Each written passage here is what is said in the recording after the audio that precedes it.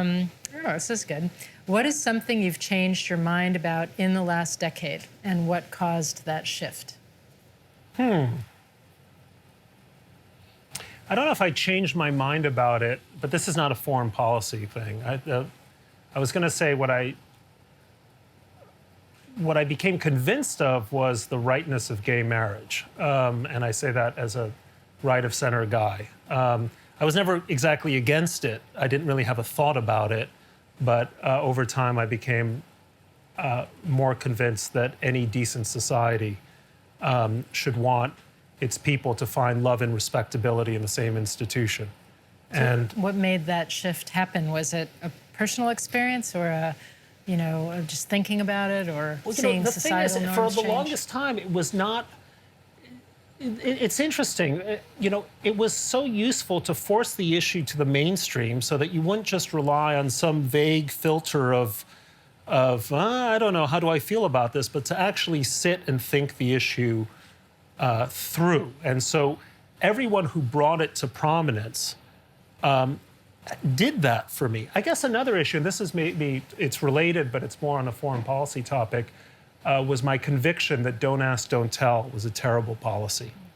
And a policy that essentially institutionalizes a kind of dishonesty about such a fundamental part of one's being is inherently anathema to a culture, the military, which requires absolute honesty.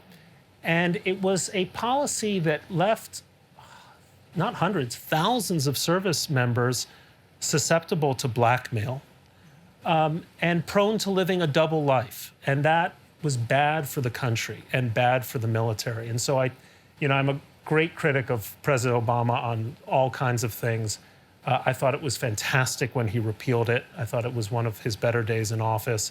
And I think, oh, by the way, the military still works. Lo and behold, it's functioning as well as ever, if not better. One point I would make, and one thing that did influence my thinking on Don't Ask, Don't Tell, is that the Israeli military, which is not exactly known as having problems with discipline, morale, or effectiveness, had repealed the policy at least 25 years ago. And that was another good indication that that was a policy that was ripe for abolition. Mm-hmm. The thing I would add, watching how that was done, I think, President Obama was very smart in that he allowed time. So the policy change was announced. We are going to do this. But he gave the chairman of the Joint Chiefs a year to basically work with all of the stakeholders and get people comfortable in terms of understanding what it would actually mean in implementation.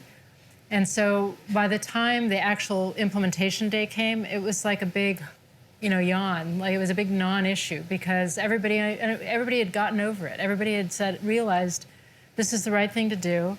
It's not going to break the military. It's actually going to, increase the talent pool, allow people to serve openly and honestly, and by the honor code that they signed up to. And this is going to be a good thing. But I think giving people time to sort of work through the issues, be led through the issues, understanding that the decision was made, was really important. All right, next question. Where's the middle ground? I look forward to talking about this as well. Where's the middle ground between the U.S. intervening to stop civil wars, destabilize regions, and letting sovereign states determine their own course, no matter how dire they might seem?